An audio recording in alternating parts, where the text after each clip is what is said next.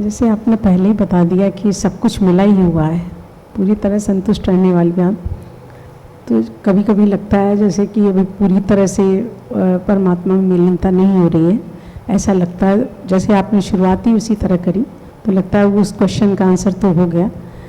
लेकिन एक चीज़ लग रही थी, तो हमने कहा पूछेंगे आपसे। जैसे आप उस दिन करा रहे थे, ये आवाहन करा रहे थे, 3 बार आह्वान करे, तो ये चीज़ थोड़ी सी हमको मन में आउट लग रही थी, मतलब चुभ रही तभी से, कि सब कुछ तो अपने अंदर ही है। वो बोध जो भी है या जो ब्रह्म है जिसको कहते हैं, जो भी विचार हैं ब्रह्म रूप हैं, जो कुछ भी है सब ब्रह्म रूप है। तो वो तो हमें एकत्व में लाता है। लेकिन जब हम जैसे कोई शक्ति है उसका आवाहन करते हैं, तो ये लगता है जानबूझ के द्वैत में जा रहे हैं। ये चीज़ हमको थोड़ी खलती है कि कोई भी शक्ति क्या हमसे अलग तो है नहीं, सब कुछ वही है। ऐसा अपना अनुभव होता है अंदर से ऐसा। तो मन करता है कि बस एक में ही गुम हो जाया जाए, कहाँ जाना है, किसको बुलाना है, क्या करना है, ये चीज़ है। इस पर इसको बहुत क्लियरली समझे। देखिए, आवाहन भी एक प्ले है और लाइफ इज प्ले, वो भी लीला है, जीवन भी लीला है। द्वैत अद्वैत में बहुत उलझना नहीं चाहिए। भारत में क्या है, जो लोग बहुत स्पिरिचुअल नॉलेज और टर्मिनोलॉजी में उलझते हैं, बहुत उलझ जाते हैं। उनको लगता है जब सब हम वही हैं तो हम किसको बुला रहे हैं, हम किस शक्ति को बुला रहे हैं। हाँ, सब वही है, लेकिन ये मिलने जुलने का आनंद है। ये जो रोज होता है यहाँ पर बुधवार शनिवार को, यही आवाहन है। हम इकट्ठे होते हैं, मिलते हैं, एंजॉय है। यूँ तो मिले हुए ही हैं ऑलरेडी, वी आर वन। अपने अपने घर में बैठो, हम अपने घर में बैठे, सब खुश रहो। लेकिन फिर हम इकट्ठे होते हैं, फिर मिलते हैं, तो जॉय बढ़ता है। मिलने जुलने से खुशी बढ़ती है, मिलने जुलने से आनंद बढ़ता है। ये जीवन है।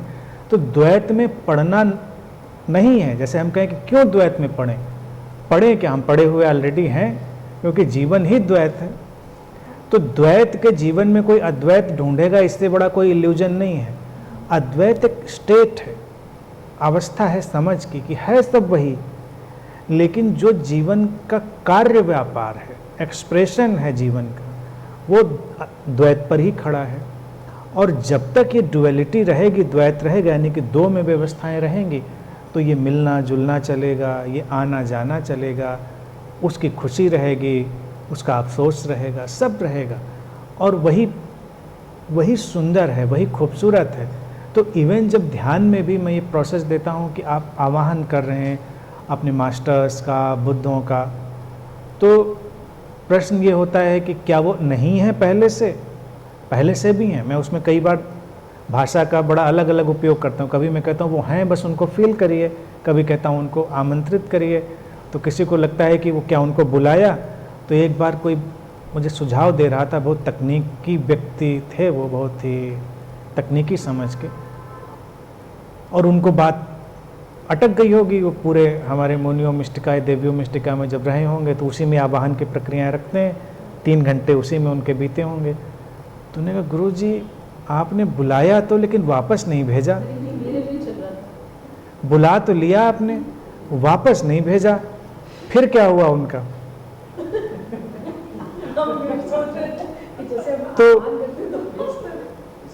तो ये सब एक्चुअल में प्ले है। ना कोई कहीं आया, ना कोई कहीं गया, ना किसी को आना है, ना कहीं किसी को जाना है। जाने की बात जो है ना, उसका कोई औचित्य नहीं। और भारत में देखिए, हम जाने वगैरह की बातों को बहुत उठाते नहीं, हम आने की ही बातों पर सेलिब्रेट करते हैं। हम अगर अपने अवतारों की बात देखें, उनके बर्थडे सेलिब्रेट करते हैं, आप उनका कभी डेथ सेलिब्रेट नहीं करते हैं। ये तो नए कल्चर में, नए रिलीजन्स के प्रभाव में लोग उस तरह की बातें करते हैं। भारत बड़ा ही प्रो लाइफ देश रहा है और जीवन तो हमेशा है। तो हमने जब आमंत्रित किया तो आमंत्रित ऐसा नहीं किया कि कोई कहीं बैठा था वहाँ चला आया। फिर एक और मित्र थे, उनको एक और अड़चन हुई। उन्होंने कहा कि बुद्ध को आपने यहाँ बुला लिया तो फिर दूसरी जगह वो कैसे जाएंगे, यानी कि अगर उनको दूसरी जगह जाना हुआ तो फिर उसमें कई और ज्ञानी लोग आ जाते हैं कि कई शरीरों में बट जाते हैं, जैसे कृष्ण भगवान थे अलग अलग गोपियों के साथ अलग अलग शरीर में। फिर तो मान लो किसी दिन बैठे कि सारे के सारे 6 अरब लोग ही बुला लें, तब क्या करेंगे? तो 6 अरब में डिवाइड होंगे। बड़ा ये सब क्या है, एक्चुअल में बच्चों वाली बातें हैं। बेसिकली ये फीलिंग है, फीलिंग है केवल जॉय की।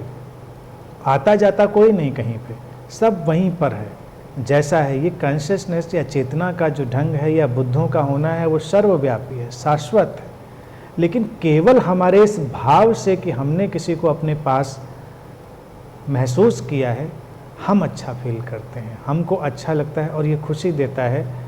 और इस खुशी को लेने में कोई बुराई नहीं है। अगर आप ज़्यादा फिलोसफर हो जाएं और अपने घर में बैठे, क्यों जाऊं मिलने, सब तो यही मिला हुआ है। लेकिन ये बात लोग अपने लव्ड वन पे नहीं लगाते, क्योंकि उनसे कई लेने देने रहते हैं।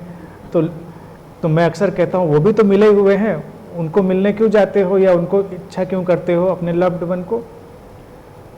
लेकिन जीवन इसी पर खड़ा है, जीवन इसी द्वैत पर खड़ा है।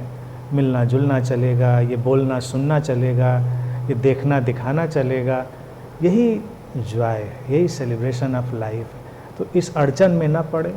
और यहाँ भी देखिए, मैं भी टर्मिनोलॉजी में लोगों को आने के लिए तो कहता हूँ, जाने के लिए तो नहीं कहता। लेकिन जाते तो आप हैं ही है ना, प्रैक्टिकली तो जाएंगे ही, घर अपने जाएंगे तो वापस आएंगे।